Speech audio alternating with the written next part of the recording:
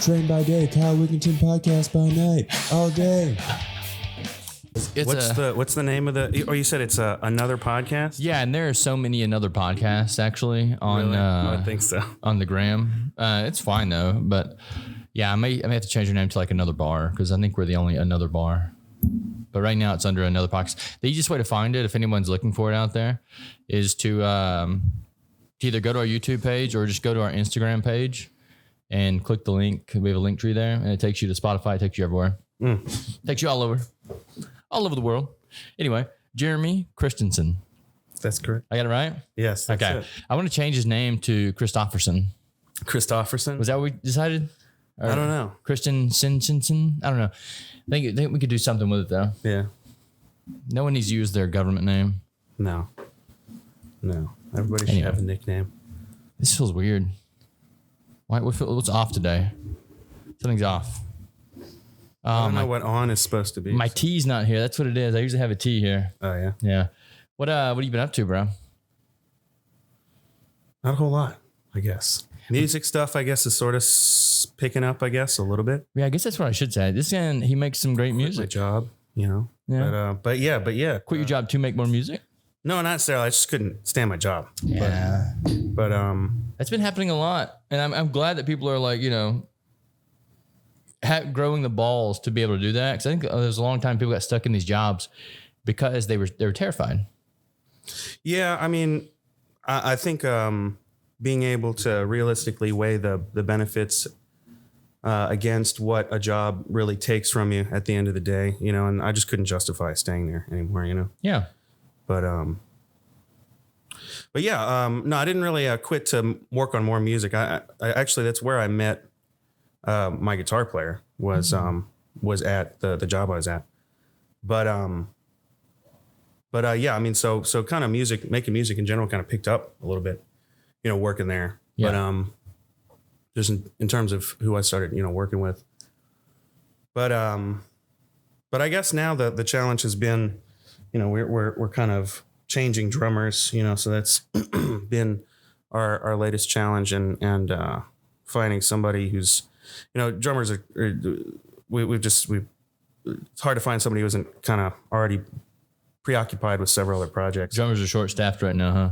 Yeah, well, I think that's always been there's always been more guitar players, than bassists or drummers, and just finding somebody who can, really spend the time that you need to get something started. Because that's kind of part of it is this band is still kind of figuring out. I think we finally made enough, written enough stuff where we're starting to figure out a sound. We're actually starting to figure out what our sound is. But having somebody, with us consistently through that phase and being able to kind of really, build up some kind of presence, certainly trying to, it gets in the way of trying to get shows and stuff. So we've had a lot of hiccups, but I think we're starting to finally, we're going to get over some big hurdles, Yeah, it's easy to get distracted on the street. Yeah. Yeah. No, when you talk about making a band, it's always fascinating to me how, because I know a lot of people that are in bands now because of this bar, obviously, but you'll have like this like main one or two people that are in the band. Then you'll have like all these other people that are trying to find to fit the other slots, and they kind of evolve through the years. To some degree. Yeah. I think there's always like, I don't know, different bands have different dynamics. Sometimes there's always, one person that is kind of the band parent, tries to rein everybody in, make sure everybody's doing their job, everybody's practicing, everybody's kind of on track, And then there's sometimes a dude kind of just shows up, does a job, if they're good enough, he can get away with doing that, But it just kind of, it all kind of depends, on how serious you are and what, different things, change at different stages, I think, of your life and your being a band. You start to have different expectations. Yeah, I feel like you got to commit to those kind of things. If you want to be good and you want to make it, you got to commit. Yeah. Like it's almost like that has to be your life. Yeah. I mean, I guess you can do other things like have kids and stuff on the side, but I mean, they really have to, your family has to know like this is something he's going to go if he's actually going to make it. Mm-hmm. Yeah. When you have to treat it like a full-time job, you know, it can't be a hobby to you anymore. It can't be a weekend thing or hey, let's get together once a week or something. You know, if these are the people you plan on getting in a bus with or in a van with or something and trying to tour or something, you know, trying to hit the road with, you know, these are people you're working with every day. Right? Yeah. So you got to treat it like an everyday job, you know, and I think some people starting up, especially maybe lose track of that kind of, you know, being realistic with what you're willing to put in and what you think is going to come out. Right. You know? Yeah. It's everything with like arts and stuff. I mean, it takes a lot of work to do any of these things. So, I mean, to actually stick with it through the years, it's difficult. I mean, any art form, like the what we do too with film stuff. Yeah. Like it's so hard to stick with these things because there's so much that goes into each production that you're doing, and you have to coordinate all these people. You have to make sure to make the friends, get the equipment, like all this stuff. It's hard. So I mean, the ones that actually stick with it are the ones that have success because through the years you're picking up all these skills as you go too. Yeah, well, and I mean exactly. You're cutting your teeth as you go. I mean, the practice. You should always be practicing, you know, your craft, whatever you're doing, but performing especially is practice in itself. You know, for sure. Dude, I've heard y'all's music. I've heard some of your performances, just like filmed on the iPhones and stuff. Mm-hmm. But it's really good. Thank you, man. Yeah, I really enjoy it. Thank you. I think we're figuring it out. We're figuring out what we're trying to do. Yeah, you're gonna. You said you may have something we can put on the podcast to show everyone. I do. I think we've got something. Okay, dope. Yeah, we'll stick the song on the podcast, probably in the beginning and the end too, just so they can get a double dose of it. Yes. And then. I had a story I was going to tell you. So the other night, I told you I went to the Head P concert. Oh, did you know? Okay. So are you familiar with moshing? You obviously are. Your music you make. Yeah. So I had my first mosh pit experience the other Really? night. Your first? First ever. Kidding. It was on the bucket list, man. Okay. On the bucket list. So I had to do it because I was at this Head P concert. And I know I'm getting older, you know? Yeah. If I'm going to do this, I need to do it now. You need to do it as a young man for sure. You'll just hurt yourself. Yeah. So it was a blast, man. Apparently I hit one kid and accidentally too hard. Yeah. And I didn't know. His dad walked to me. He's like, "That's my son." Oh my goodness. And his dad was like, he was kind of short. So he walked to me and told me this. And then he like immediately turned and walked away. Like he just wanted to say it. I'm like, dude, I went and apologized to him. I was like, I'm sorry. And I apologized to a kid too. But I mean, it was a good time. Yeah, there's supposed to be like a mosh pit etiquette sort of thing that people, you know, kind of make sure people aren't going too crazy because some people will just go insane and start like it's borderline fist fighting without, you know. Yeah, no, it was you know, it's like it was there was an etiquette there. Whenever people would fall down, everyone would help them up and stuff. It was nice for sure. Yeah, I think my issue was I was getting low. Oh yeah. Yeah, I was getting my center of gravity low, so if they hit me, you know, they would just bounce off. Yeah, right. There you go. It's probably a good strategy. Nice. Head P. Yeah, I never got into them. Were they one of the like new metal? Yeah, bands? Yeah. So like they mix like reggaeton and like or maybe the reggae, not reggaeton. I don't know. They mix like reggae with rock music. Really? Yeah. Okay. They have one song. It's called Renegade.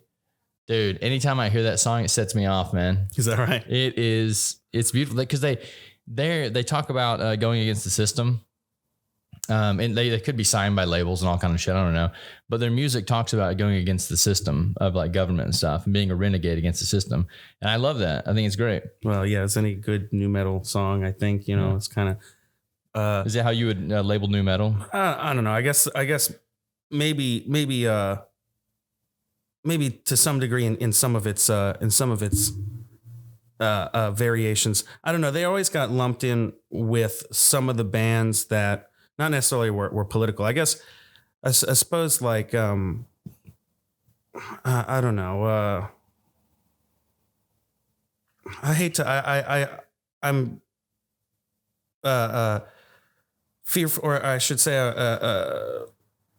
reluctant to say that Rage Against the Machine is like a new metal band, but I do think they kind of like, you know, came around in a time where that stuff started budding up in other places. Yeah, you know, they have a Rage Against the Machine sound. Yeah, you really? Yeah, I think so. Yeah. I never listened to them. That name specifically always I heard kind of lumped in with like Korn and stuff. You know, okay.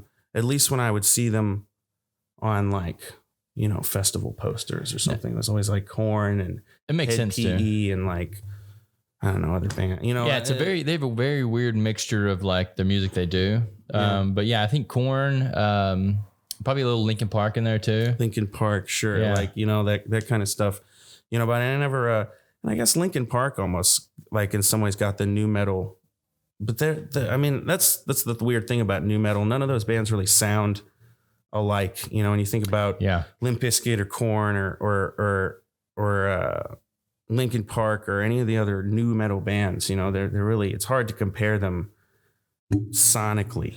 Did you like Linkin Park? I wasn't a huge fan. I've actually kind of come around and start to appreciate what they did. I wasn't really a fan of it at the time.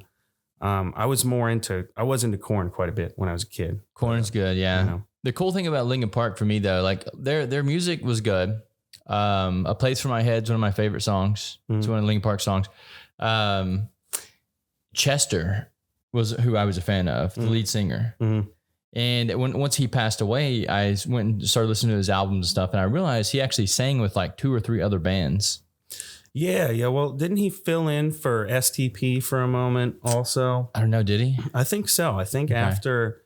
So I haven't heard those unless I've heard it under a different name. Yeah. Yeah, but his other 2 bands that he sang with. So that like these were other side projects. Oh my God, dude. They're mind blowing. Really? Dude, he has this one song. It's called Walking in Circles. One of the greatest songs ever written, because he's literally talking about the world. He says, I'm going to butcher this line, but alone in a world with millions of people walking in circles. And that's him singing that, and that his voice and stuff is ridiculous. Yeah. But I mean, it's literally what people are doing. They get up every morning. They have this little cycle they do. He had some powerful chops too. I mean, he had some powerful vocals. I think the message they stood for though, so it was great. Like him, and then also Chris Cornell. Like some of the shit that these guys would just talk about was what the world needed. The world needs more people like that are standing up against the system and talking about all the crazy shit that's going on in the world. For sure. I guess, that's always necessary. There's always should be some kind of voice of reason, somebody, guess it's, there's so much going on, it's hard to pick a battle sometimes when you can be pissed off about everything. You're right. It's hard to keep up with everything nowadays. Even the changes of technologies and stuff. Yeah. Like there's so many new technologies that are being born every single day. And they're trying to stay on top of of everything that's being discovered. It's insane. Like what irks me is the fact that we went to high school and they told us that we knew all this stuff. And now it's like all being overturned. It's like, do we learn shit for no reason? Like, why not just let me go? Yeah, I think,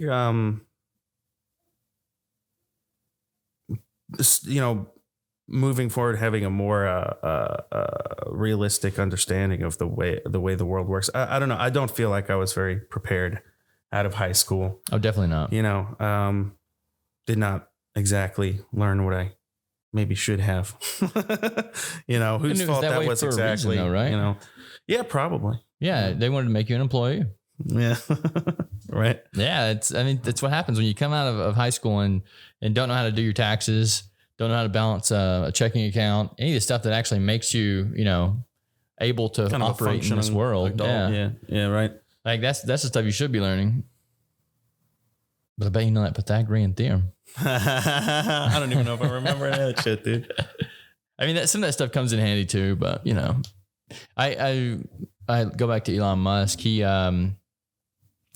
doesn't send his kids through school. He created his own school for his kids. And he basically doesn't have any grades or anything. He just kind of lets the kids go in the direction they want to go in. Okay. Yeah. It's interesting. How do you feel about that? It's an interesting approach. I mean, I feel like there's some fundamental things you always got to teach a kid, like what? Growing up. ABCs, 1, 2, 3. Well, I mean, beyond that, I think at least, the fundamentals of algebra and beyond, things that you should, get through, probably most of what you already learn in a high school curriculum, Those can be picked up pretty easy though, right? I feel like, you gotta, there's a certain especially with raising a kid, you're trying to like take advantage of their like neuroplasticity and try to, get them the stuff that they need to know at the right time, so that they absorb it and they have the time to kind of keep, recycling it in their mind before their mind is fully formed, and it's because now, I mean, dude, it's so hard to learn shit now. I feel like as an adult, and if I'd maybe, was a little more like strictly disciplined as a child, would have picked up more things, would have been maybe more cognitively developed, but it's whatever, it is what it is. I still enjoy learning. Yeah, for sure. I mean, not that it's not enjoyable anymore. Well, no, I feel like it's harder. For me, the high school thing. So I pick up things less quickly. See, I find it totally the opposite. Really? Yeah, but I found a way that I can learn. Like I think a lot of people, like high school wasn't a good learning environment for me. Yeah. Yeah, but now that I'm out, I found a way that I can learn. It's like, holy shit, I pick up things so easy. I think you just have to find your method of learning. For sure. Yeah. Yeah, there's definitely truth to that. You can probably learn songs and shit easy, right? Well, yeah, and that's definitely like a context in which I've spent a lot of time learning, but even then there's a limit to that, because it's always been kind of, rock and roll music. Rock and roll, baby. Yeah. I love rock and roll, man. It's for sure, man. When it comes to music, like it's so crazy because there are different genres for like different moods. Mm-hmm. That's the way I feel anyway. Yeah. So I feel like when I go work out in the morning, what do I listen to? Rock music. Yeah. Because rock music gets you fucking pumped. For sure. Yeah. And like at the mosh pit the other night, it was so easy to mosh because when Renegade came on, it was like my body was primed. It's like, fuck yeah, dude. There you go, dude. Yeah. It does. It amps you up. It's kind of a good thing to put you in a good headspace, for sure. Well, I would never say it was a good headspace. Oh. Yeah. Rock music doesn't put me in a good headspace. It puts me in rage mode. Oh, okay. Well, yeah. But rage mode's good for working out. Rage mode's good for working out. Yeah, right. I think that whenever I get up in the morning and I go through a workout, it's like doing something hard. So it gets all the energy out. Right. So then I can be a human and walk around and do human things rather than just walk around and fucking beat my chest all day. Sure. Yeah. You get the hardest thing out at the beginning of the day. It's kind of everything's easy after that, right? You know? For sure. Then I have other music that I listen to when I meditate and stuff. Yeah. So I love like the different feelings I get when I hear a song. So that's why when we come to things like the open mics that we have, it's so interesting to me to hear people's original songs. Yeah.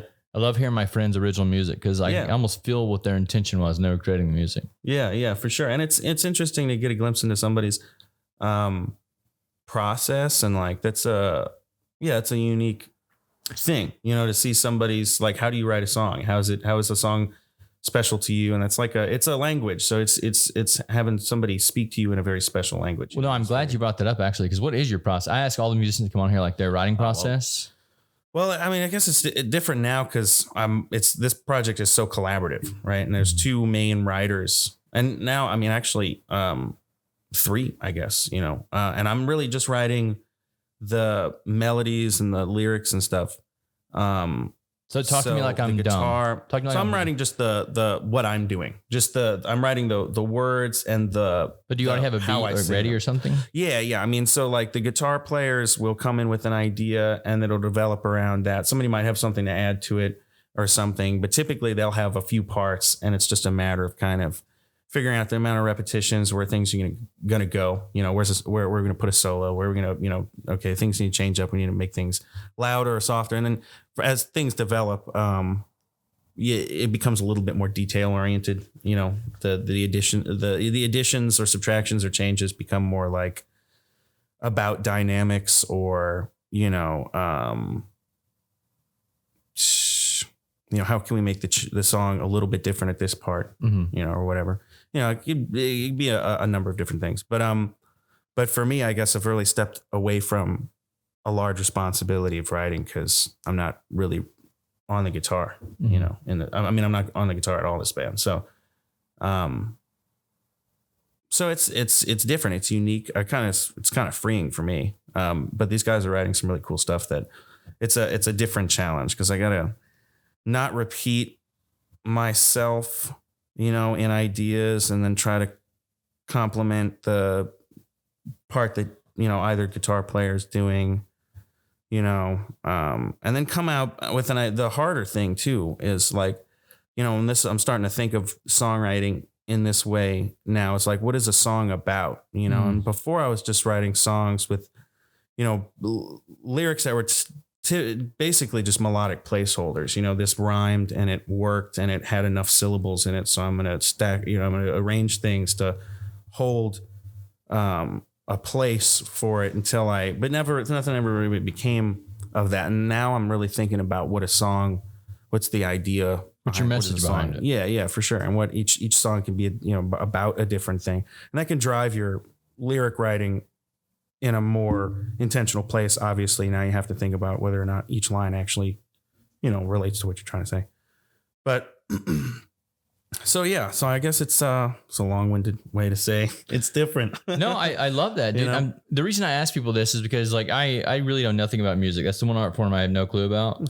So I mean, I'd like to learn from people. And one of the guys was in here a while back, Zach Smallman. Shout out Zach Smallman, amazing musician. Zach and Sparks, I believe, is their group.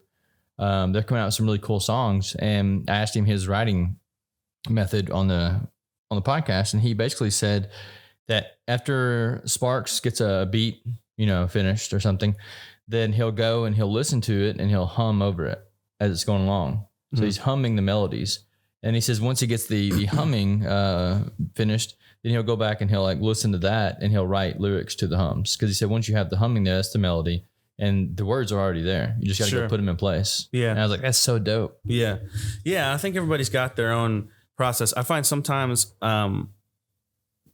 if there is a already common phrase or a sentence that already feels natural and it happens to be syllabically what I'm looking for, that'll often to become, and sometimes it's maybe even so the rhythm comes before I come up with I guess it's different for each song, man. It's so different, I'd like for you to incorporate Pushin' P into your next song. Okay. Yeah. All right. You heard of this yet? No. What is Pushin' P, baby?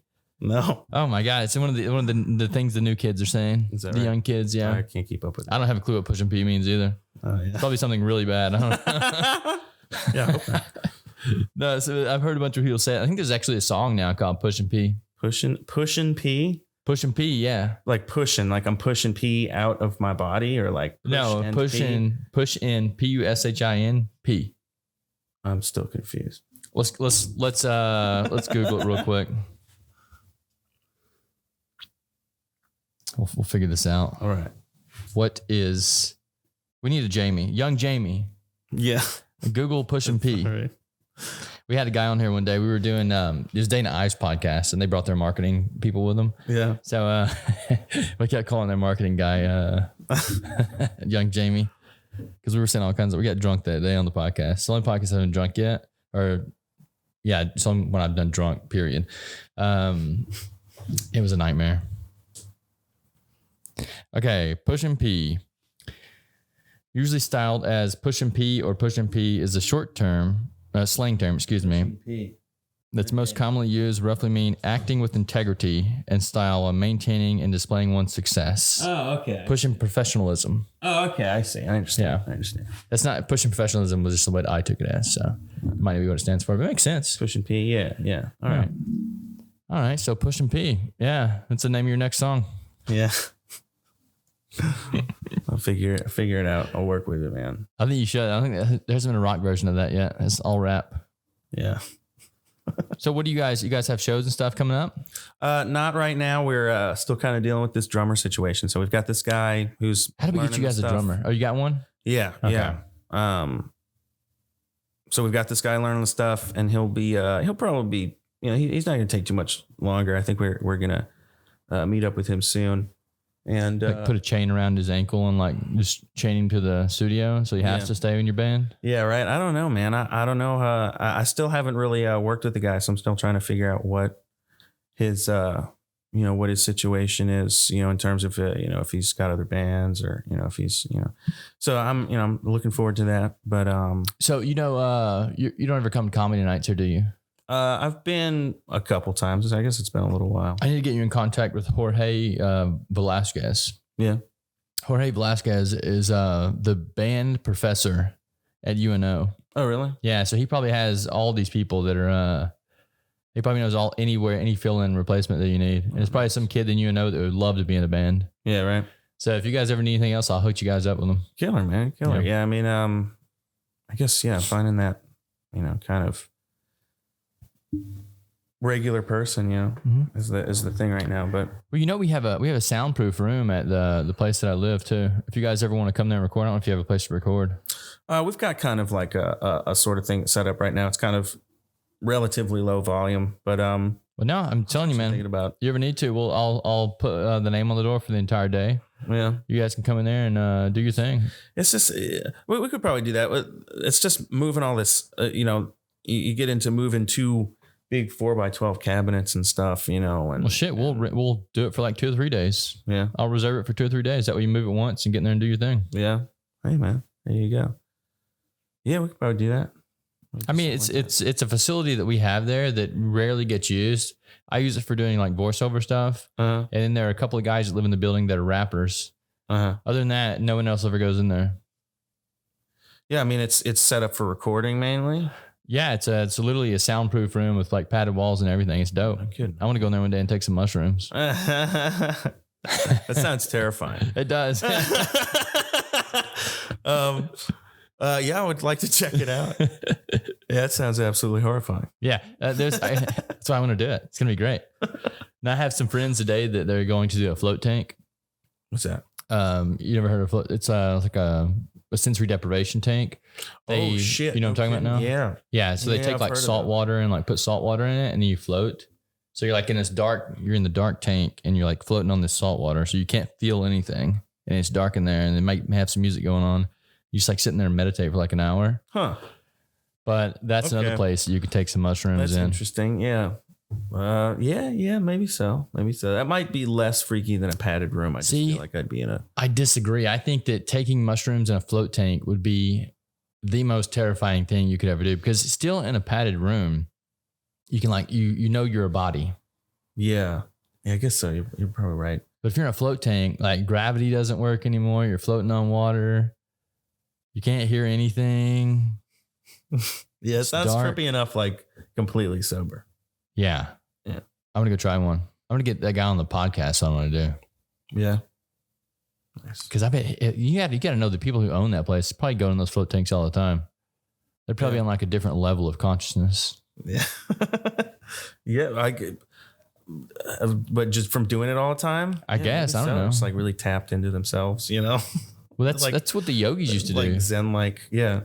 They didn't go in float tanks, but they go into these dark caves. Yeah. And they would take like psychedelics and go into these caves where they're pitch black dark. Yeah. And they would say that if there's no outside stimulus, then you go inside. Yeah, right. That sounds pretty fucking freaky, dude. It's interesting. You ever do psychedelics? Oh yeah, for sure. But always, with stuff to look at. Yeah. So the whole idea of it being in complete darkness, that's an intriguing thought. That's where I've had my like breakthrough experiences on psilocybin and stuff. Yeah. It wasn't a float tank. It wasn't a soundproof room, but it was a dark room. So I had blackout curtains in my old apartment I lived in. Yeah. And I would just go in there and I would take some, not a lot. I've never taken like a hero's dose or anything. That's fucking insane to me. Like 5 grams or whatever it is. It's like, how do you even survive that? Hero's dose? Is that what that's called? Holy shit. Terrence McKenna. I think he's the one that I've heard about people taking like 10 strip or something, 10 hits or whatever. Of acid. A fuckload. It's still, a scary amount. Dude, I'm not a big fan of acid. Oh yeah. Yeah. I tried it once or twice and it just like, it felt synthetic, which it is. Yeah. I suppose compared to mushrooms, especially it's a different feeling. Yeah. I would just describe it as it's more intense. I guess I feel like it's harder to ground myself on acid, and be like, okay, it makes back sense, to reality, and feel like, less out of your fucking mind. But it's different. It's different. Now, the hero's dose is apparently 5 grams. 5 grams, bro. It's like 2 handfuls of mushrooms. Of mushrooms? Oh, okay. Yeah. Oh shit. And that to me, that's just retarded. Yeah, that's cancel me. That is that's a lot, man. That's yeah. So for me, it's like 1 or 2 caps at a time. But you take 1 or 2 caps and you go into a dark room, and yeah, it's like you wait 30 minutes or whatever. I usually what I like to do is like to swipe through Instagram, and whenever people's faces start looking weird, then I'm like, oh shit, it's happening. Then I immediately turn off Instagram and throw on some music and just fucking sit there. Yeah. Meditate. All right. And I don't know what happens after that. Hey, you know. Yeah. Well, I guess the most I've taken, I don't know if that was the most, but because actually the hardest was from a little tincture, you know, a little, you know, it was like suspended in, what is that, alcohol? Yeah.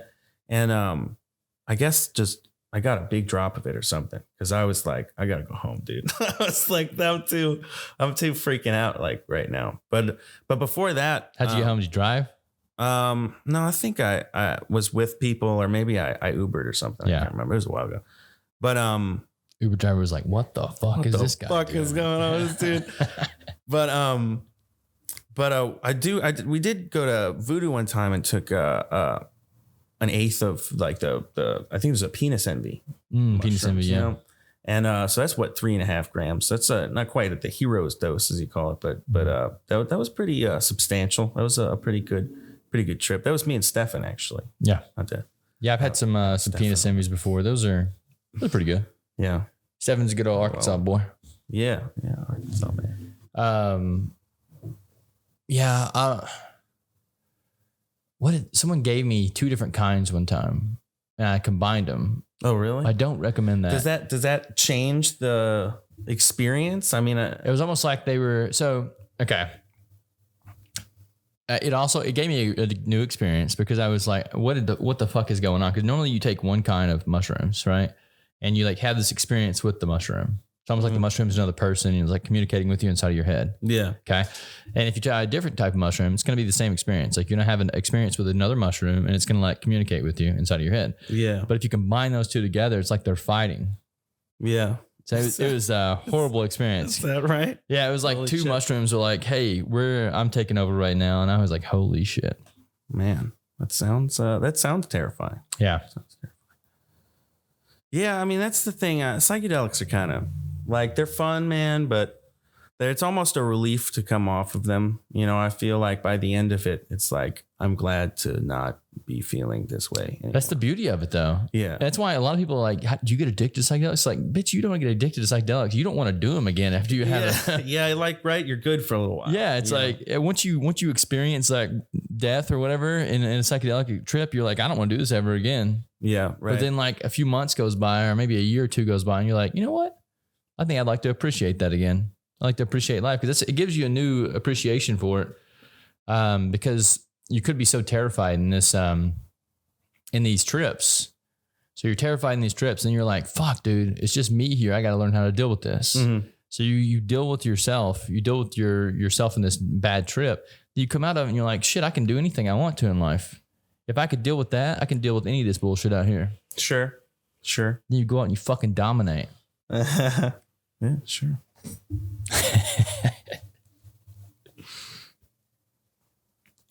I'm gonna can we take like an intermission? You need an intermission? I'm gonna smoke a cigarette. Okay, we can have a cigarette intermission. Nice. This is where I'll play the song.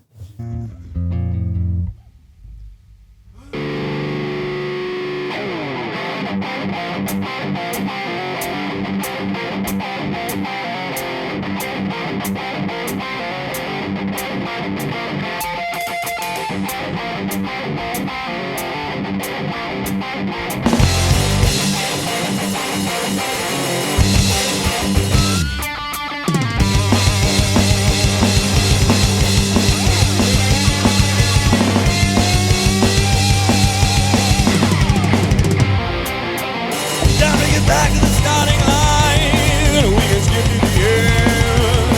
I'm delivering a message to you, we always end to descend. But I can read it between the lines, and I can sense your intent. You're receiving a message from me I should have never received. When I pour a message in your brain,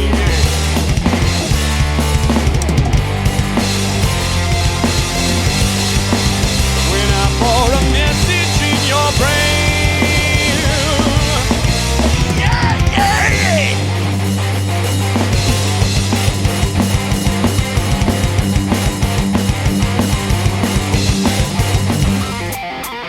You gotta think about what you say before you speak it to me. Don't go yelling in a dead language, something you'll later regret. No place to run and no place to hide. We allow your thoughts to be free. I think I'm getting the message from you, what you should never have said. Yeah, yeah, yeah. When I'm for a message in your brain. Yeah, yeah, yeah. When I'm for a message in your brain.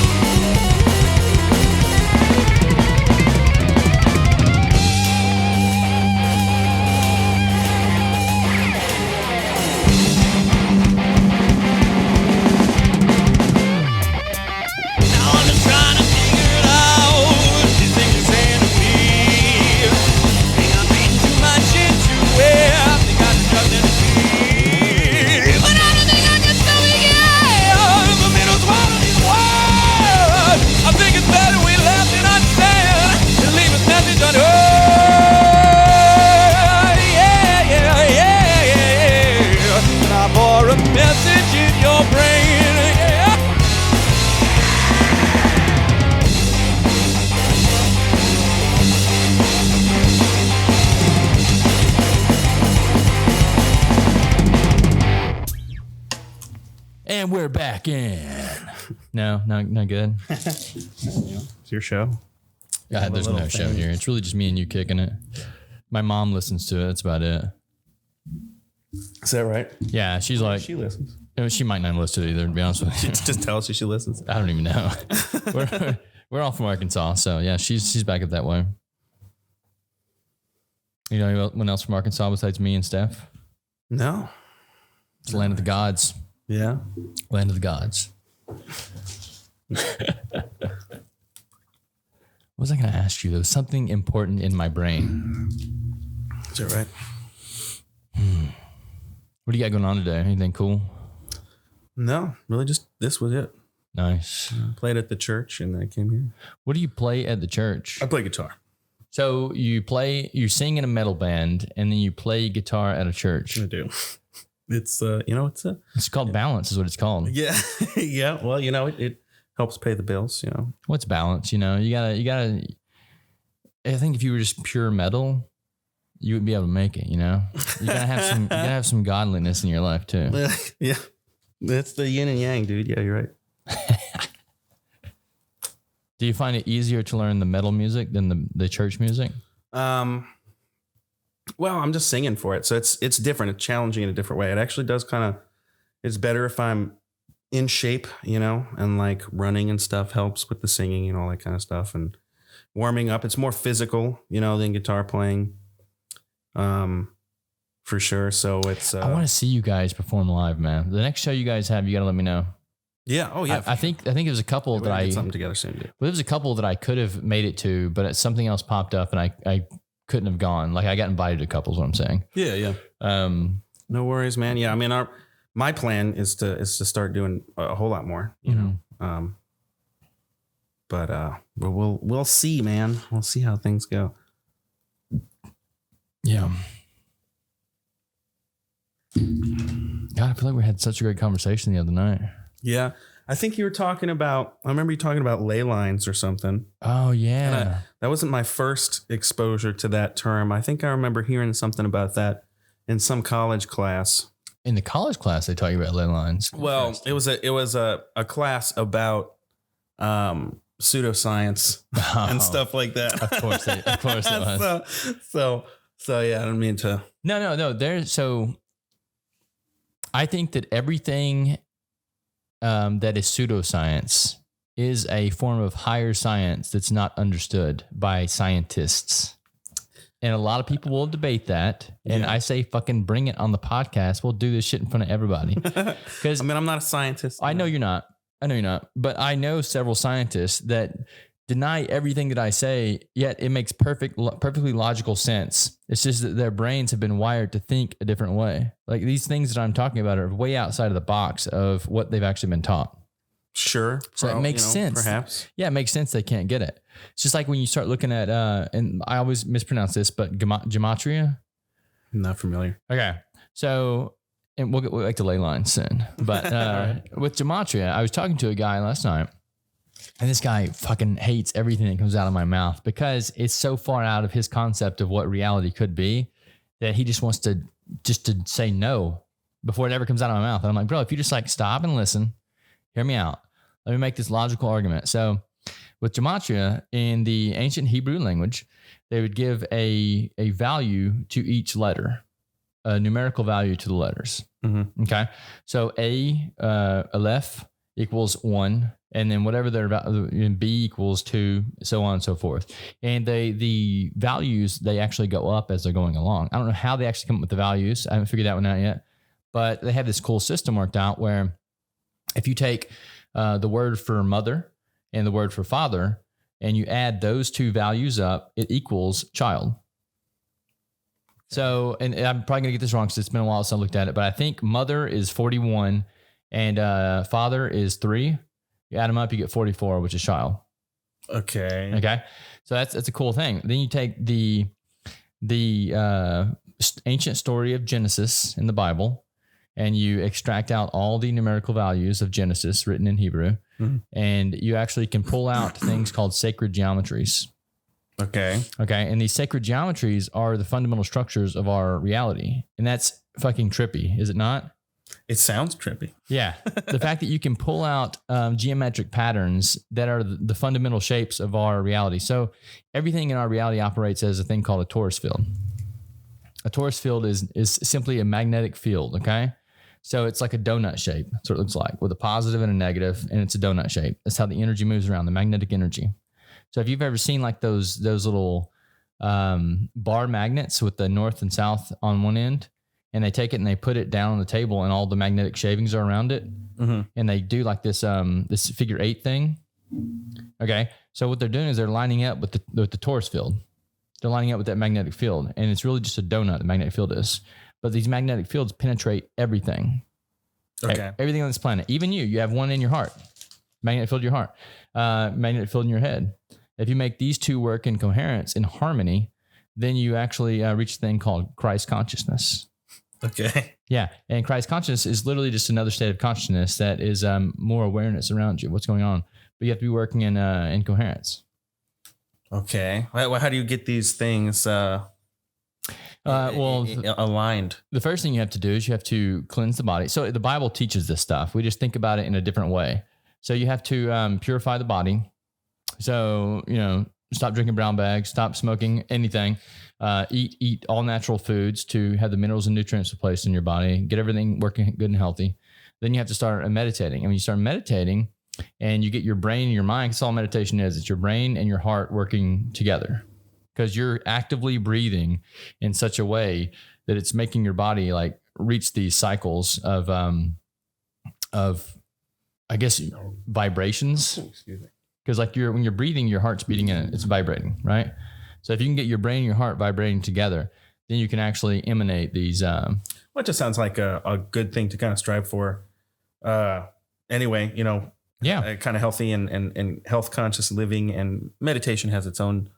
Just a positive effects for stress and stuff. Just being able to manage, I would having a hectic life. Or I wouldn't be able to do half the stuff that I do if I didn't meditate. Sure. Yeah, it clears my mind. It gets me. I add meditating in with my workouts in the morning. Mm-hmm. And it's something that I do while I'll do like HIIT training, so high intensity training, and then I'll meditate just after that. So in between sets, I'll meditate. And it's almost like I'm taking back control of my body because my body's like in this fight or flight mode because I'm in HIIT training. And when I deregulate myself by meditating, I'm taking back control of the body. Yeah. So when I get in stressful situations, so if someone at the bar like tried to come and fight me one night, then I would be able to down-regulate my system rather than just go into the animal mode and try to break some necks. Yeah, it keeps you grounded. Sure, Yeah. Sure. Yeah. So when you start thinking about ley lines are literally just the magnetic field lines that are coming out of the earth. So we're talking about magnetic fields, right? The Taurus field. Okay. So the earth is also a Taurus field shape. It has one, but the earth has large iron, like a large iron skeleton in it, right? And we know this now through like laser imaging and stuff like that through the earth.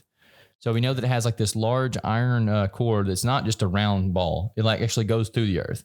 So the ley lines are where the magnetic field is going from the earth and emanating out through the different areas of the earth. Okay. So it's these energy lines that are going around the earth, and you can't see magnetic field energy, right? But what you can do is you can couple electricity with magnetic field lines. So these ley lines, you can couple the electric energy with those. So that, I think is what we were talking about the other night. We were talking about like Tesla stuff, right? Yeah. Okay. So yeah, the other night we were talking about the Earth's magnetic field, which is actually our shield. So the Earth gets shielded a lot by the magnetic field that emanates around it because it blocks out like these negative ions and stuff from the upper atmosphere. Yeah. Okay. So Earth's always getting bombarded by these negative particles that can actually hurt the human beings and hurt the planet. But no, we have these magnetic field lines that are emanating out. So my thought was, since we've been having the shaky magnetic field for like the past few years that most people don't even know about, but there are people that are studying this shit that are getting silenced. But we had these magnetic fields. We're having issues right now where the poles are fixing to like flip. They're having like weird shit going on. So I think that if you go to these old temples that have been destroyed through wars and all the bullshit that we go through being humans, just with our destructive nature, but we go to these old temples that are sitting on these magnetic field lines, these ley lines, and you take a Tesla tower and you run some electricity through this Tesla tower, you can actually take the geothermal stored energy that's not getting pushed away from the earth by the magnetic fields, and you actually boost it back through the Tesla towers on the magnetic field lines and boost the Earth's shield, magnetic shield. Okay. God damn. It's pretty involved. That's I just don't know enough about any of this stuff. me neither. This is crazy. You just like feels like a conversation I can't really. It's pseudoscience. I just don't know enough about any of it, Well, no, I think anyone who calls it pseudoscience too should admit what you just did. Yeah. I just don't know enough about it to do it. But I think so many people it's so hard for them to admit they don't know anymore. Yeah, well, I mean, I guess if you're trying to be thorough, you need to give everything of a valid, like a genuine, like a platform, like anybody who's got offers a theory or something, or offers a suggests something, you do have to give it its due diligence. Everything breaks down to a scientific process, whether or not it can be, Explained? Or understood? Analyzed, at least, not necessarily explained or understood, but excuse me. But tested, experimented upon, duplicated, otherwise, it is pretty much just, I would say, just a suggestion, See, I think that's the part of the problem too, is these days, so many people specialize. Mm-hmm. And I'm not saying you shouldn't specialize. You should specialize. Yes, we need people that specialize, but everyone shouldn't specialize. So part of the problem is all these experiments that you're talking about have been done. It's just that whenever someone specializes in a certain field, they lose track of all the other experiments that are being done in those other fields. For me, I've never specialized in Jack, SHIT. So what I do is I just go and look in everyone's work, and then I combine everyone's work together, and I'm combining history together and all the things I've seen too. So basically everything that I've learned in my life and all these like different areas of science, I'm just pulling them together. I'm making like a theory that's based off of all this knowledge. Sure. Yeah. Yeah. And it's actually given me a deeper understanding of the quote unquote pseudosciences. Yeah. Yeah. I guess I don't spend enough time in that world reading about that kind of stuff, you know? That's all I do. That's my addiction. Yeah. Bro, I will go down these rabbit holes of just like science videos and like reading papers of like these theories new theories that have been developed. And it's almost like now I've got such a compendium of knowledge in my brain of all these different things that whenever I read something new, all these other things connect. It's like all these dots are connecting everywhere. So like with the Tesla and the using his work to that's an ancient thing. If you start looking at like ancient ruins, you'll see that there were these Tibetan temples. Or these Hindu temples, whatever you want to call it. One of the old races that were on this planet, they had these temples. They had these like large metal poles sticking out of them. And you're like, what are these metal poles? They don't rust. These poles do not rust. We don't have metal on this planet right now that don't rust, but these poles they had did not rust. And the crazy thing about them is they're sitting on these ley lines, right? So the way magnetic energy works is that it goes through the path of least resistance, same way electricity does. So if you have these poles set up on these lines and you have multiple lines coming together in one, that's going to like emanate out this magnetic field line, this ley line. And then if you just attach an energy device to that, you can literally shoot the energy up into the upper atmosphere, the ionosphere. And then you can make it go to the next ley line because like these magnetic field lines are connected. So the energy is going to go directly to the next one. So you're transferring energy through the upper atmosphere, the ionosphere, by use of nothing more than just sending energy up a pole. Right. It's fucking crazy. Yeah. I mean, it sounds trippy as fuck. I mean, it's interesting. Yeah. You know, it definitely, it excites your imagination, you know, and that's one thing I think a lot of people, you know, that's why it is so intriguing to a lot of people. That's why I love it, dude. Like my imagination runs wild all fucking day long.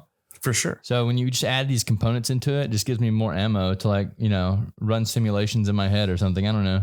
Yeah. There's another, how are you with like astrology and stuff? Also pseudoscience? I'm just not, like I said, it's not a thing I read about or very familiar with. I don't claim to know a whole lot, you know? And once again, for me, it was the same way. I was like, this is all bullshit. Like there's no way it's real. And then I dove into the Taurus Field thing again, right? Mm-hmm. So if you think about a baby when it's born, okay, woman pops a baby out.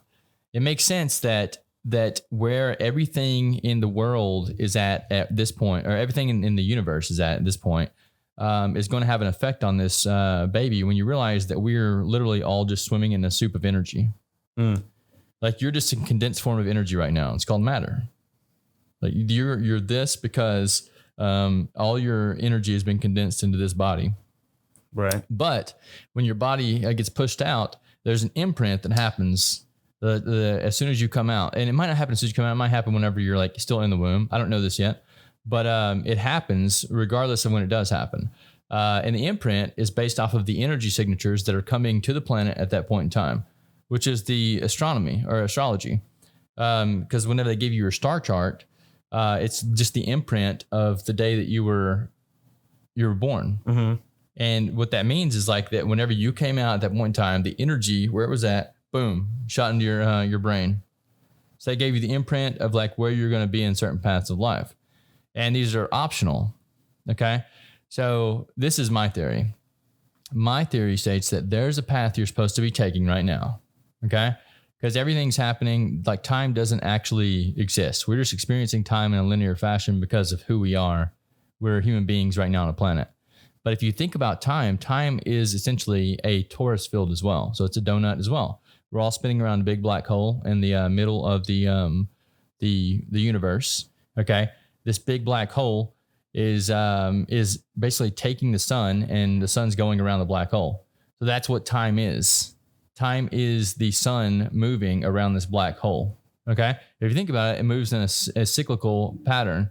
I see you waving at me. I can't stop the podcast though. So anyway, it's moving in a circle, right? Around this Taurus, which means that where we're at right now, we'll eventually come back to this spot. Okay.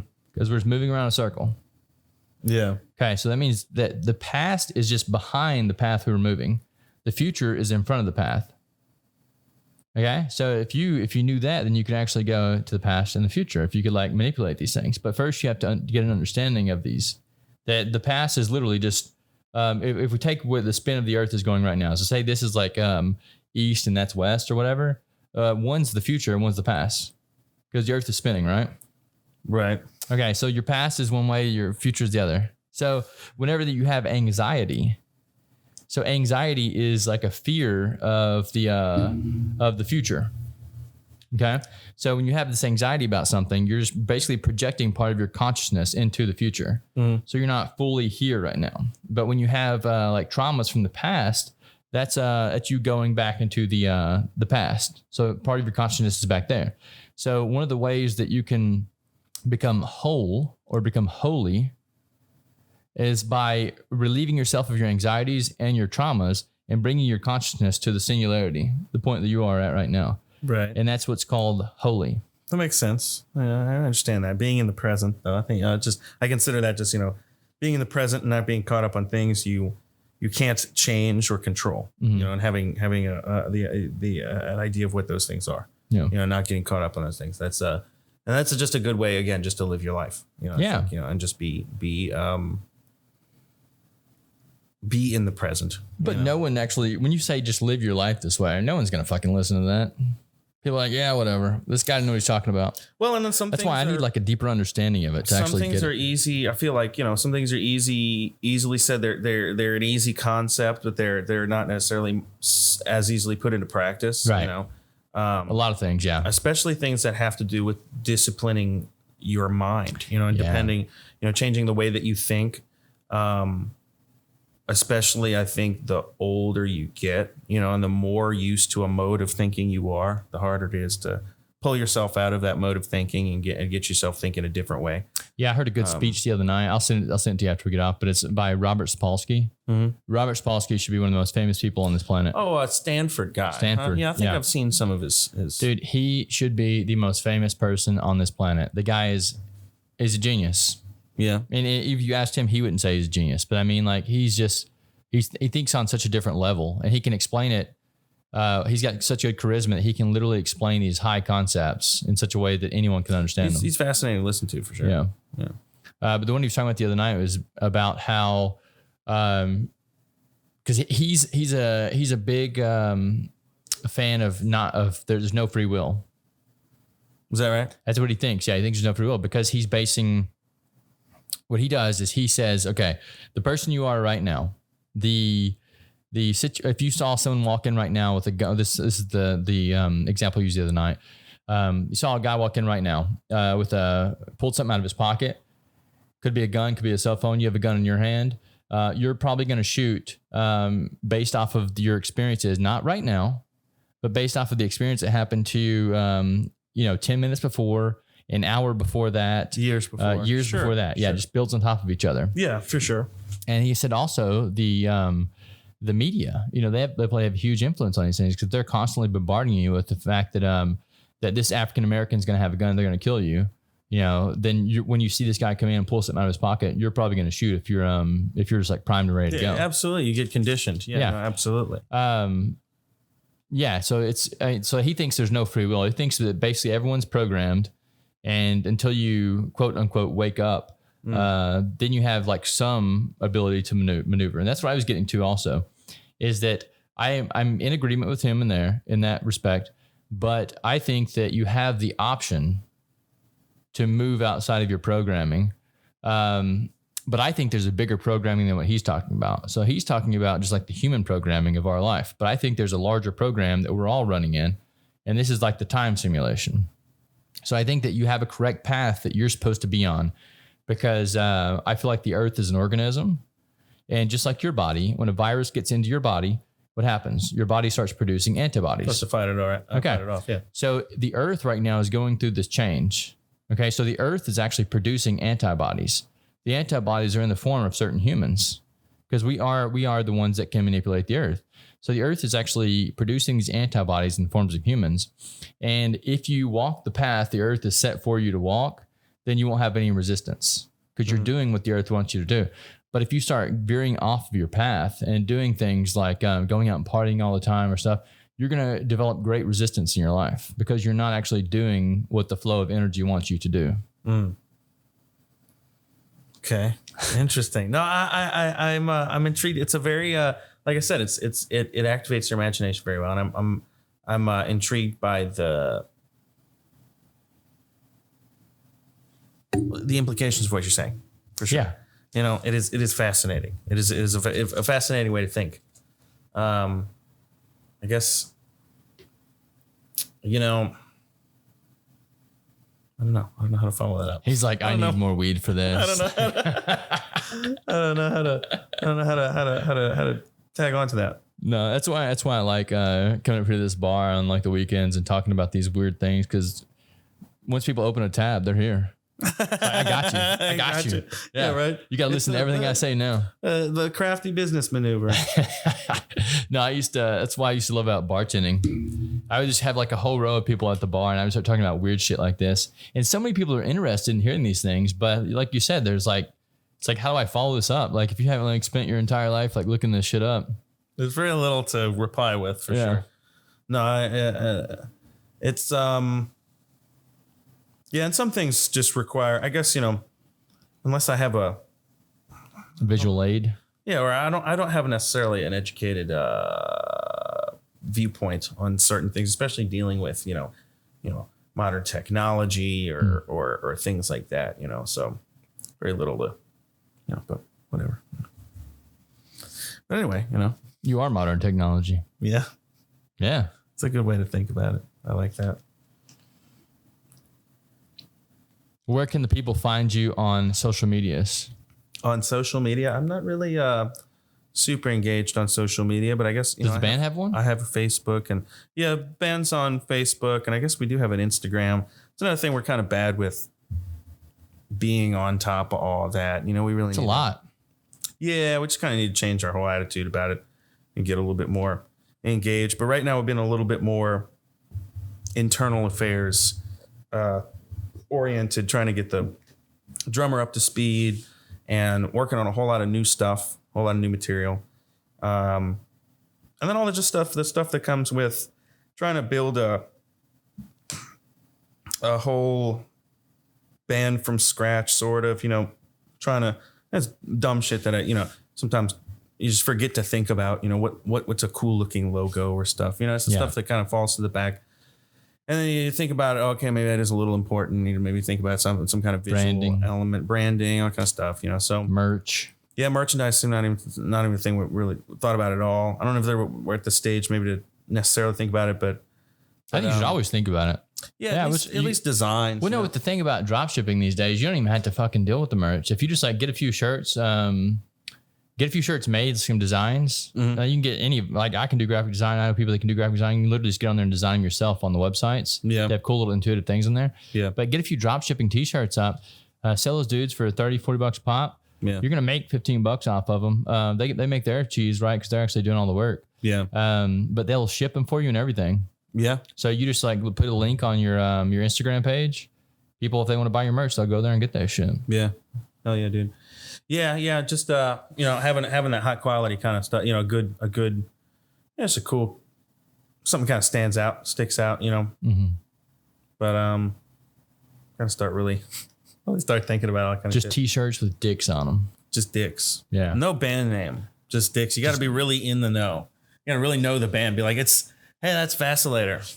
They just have that's the name of Vacillator? Vacillator is the name of the band. I like that. Dicks would work. You think so? Yeah, you think it's kind of like Vaseline. Something phallic about that? Well, it's kind of like Vaseline. Yeah. Nice. Yeah, I don't think that's the first time I've heard that. That's the Vacillator, bro. Maybe we should embrace it. Maybe we should roll with it. You could just get like a hand-drawn penis Like, you know, those like one line things. Do it with my left hand. Yeah, it's all it needs is like shaky. that. Yeah. And you could do like different sizes. Yeah. And you sell the small ones for like more money. Just to throw people off. Why Yeah. is the extra small $40? The XXXL is $5. Doesn't make sense. Just do weird shit, man. People love that. Yeah. They're like, I got a small one. I paid $100 for this one. Yeah. I got a dick shirt for my baby. You have one that's like a small penis with like huge balls. I think we're onto something, dude. I was like, oh fuck. What else is there you could do? I guess you need a logo. You need that. Yeah, so much when it comes to branding, but that's a big part of it. Like there's, I think it's one of the Dana Ives band. They're having quite success right now because actually the marketing guys they're working with, we should get you in touch with them. Maybe they could help you guys out with some of this stuff. Oh yeah, dude. We'll definitely hit up whomever, you know. Trying to get it started, you know. I think you should, dude, while you're young and crisp. And crisp. Yeah. And crispy, yeah, for sure, man. So Vacillator. Yes. Can you spell that? Vacillator. Where did that come from? Oh, probably the trials of 1,000 other rejected names shouted out by 4 other dudes, you know, I guess. But that's a very unique name. I don't think I've ever heard Is this it? word. Yeah. I don't know I don't even remember whose idea that was. But I think to vacillate is to act or to not act out of fear. And I think it might specifically, I don't know if it specifically deals with like a dichotomy in choices, but that's my understanding of the definition of the word is it is to not do something out of fear, to not act. I like that. Yeah. I suppose. I'm going to add this to my lexicon now. I think it's maybe it was That's kind of a hard. appropriate considering how long it took us to stick with the name. We Yeah. changed a bunch of stuff. It's important. It's important. It is and it isn't, I guess, because in the end it comes down to your sound. I mean, we were just talking about corn earlier, right? You know, that's kind of a dumb name, but like, What does theirs stand for? I don't remember what the corn story was. Why their name? I'm sure I heard it at one point, but I mean, that's, you know, what it comes down. I mean, I think it is and it isn't important. You know, maybe there's some kind of important. I definitely think it sticks out when you hear a cool band name. You know, and it kind of sticks out when you hear a dumb band name. Vacillator's a cool one. You think so? I think so. I think it's cool. Good. I think the word. I think the word's almost too hardcore for what it means. Really? To not act out of fear. Yeah. Like Vacillator seems like you were scared, but you still did it. You know? Like it's almost too hardcore of a word for. Nice. Well, I'm glad it gives that impression. That's Yeah. The Vacillator. Ooh, I like it. You ever heard the story of like Metallica and Megadeth? I mean, I'm vaguely familiar with the kind of relationship between the two bands, or at least with Dave Mustaine and Metallica. You know, Yeah. his spot in Metallica. Yeah, it's Once that's Upon so a Time. trippy to me. What was I watching when they were talking about this? It was something about success in bands, and it was like, so Metallica had Dave, what's his name? Dave Mustaine. Dave Mustaine, who they had him as their guitarist, right? Okay. And the day before they were going to release their album or something, they like put him on a plane and sent him home to California. Is that right? This I is think the- I've heard something like that. This is what I've heard. Okay. Yeah. And then he was so furious about this. He's like, you know what? Fuck this. I'm going to get the best players I can. We're going to create this other band, Yeah. which is how Megadeth was born. So Metallica like skyrockets to fame and Megadeth is like on their heels. So they're both wildly successful bands, but Megadeth never reached the levels monetarily that Metallica did. So his entire life, he thought he was a failure because he was comparing himself to Metallica. Sure. That's fucking Yeah. wild to me. Yeah. Right. You know, you can like you're still Dave Mustaine, dude. You still got this crazy big, successful, fucking stupid successful band. you Yeah, know? but he didn't think himself that way. Right. Well, everybody's got their own frame of success, you know, their own context or whatever, you know. And that is, yeah, you're right. That is That's interesting. But maybe he. What I'm asking is, do you compare yourself to Metallica? Not yet. Have you ever heard the band Rock Bitch? Huh? You ever heard the band Rock Bitch? Rock Bitch is the name of the band? Dude, I'm a wealth of like just weird fucking information. No, what is this band? Oh my God. Here's another trippy one for you. So I was reading a fact on the internet one day and just scrolling down through Instagram or some stupid shit. Mm-hmm. And this thing scrolled up and it was like, there used to be a band that they would throw out a golden condom in their concerts, and whoever found the golden condom got to go and bang the band at the end of the show. Mm-hmm. And I was like, there's no fucking way this is real. So of course I go down the rabbit hole looking all this stuff up. There's a band called Rock Bitch. It's like 4 or 5 like super attractive like young women, and they would just get naked and go out on stage and just play all this fucking rock and roll music. And one of the things they would do in some of their shows, they would throw out a golden condom, take whoever found it, and just take them in the back and yeah. So it's ridiculous. Yeah. So I mean, there's actually like performances and stuff of them on the internet. It's butt naked, just finger banging each other, putting dildos, all this crazy shit, dude. What? I'm telling you, man, it's the wildest shit you'll ever see in your life. Their music's actually really good. Really? Really good, yeah. But their show they were putting on was so vile to anything that was going on back at the time. It was like the 60s or 70s. Really? Yeah, it was an older band. So now they're all old women. But they all like still doing shows. No, they're not. No. So this is what happened. They only performed for like 5 or 10 years, and they got like ran out of like everything. So they all these women, and their manager was a dude. They moved to this like compound in the woods, and they became witches. Is that right? It's a trippy story, but I'm telling you, The story gets crazier and crazier with every goddamn. They have their music is still out there. They have a website up.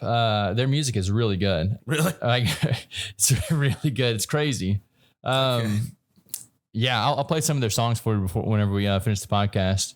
But yeah, I recommend everyone goes and listen to their music. If you have children, don't watch the videos. But yeah, it's really good songs. Yeah. Okay. Interesting. Yeah, that band is trippy though. They yeah, I don't know. You should go look them up. Yeah. 60s and 70s, huh? I want to say then. I could be wrong. It could be like the 80s. I don't fucking know. Like time doesn't work in my brain. It sounds like a very 80s thing. It might be 80s. It might be 80s. But you know. But either way, that's still 40 years ago. So these women are all like grandmas now, but I don't think they had kids. I don't know. Yeah. Yeah. They were metal as fuck though. Yeah. They'd be like smearing blood on them, like casting magic spells while they're singing songs. That sounds metal. Sounds very. Yeah. That's about as hardcore as you get. Yeah. That's up there. It's up there for sure. So go check these guys out on social media. It's Vacillator. Is it on that same thing on social media? Yeah, Vacillator. We're on Facebook. We're on Instagram. Gonna get some stuff on YouTube probably soon.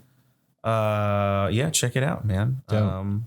We'll be playing at a dingy bar near you soon.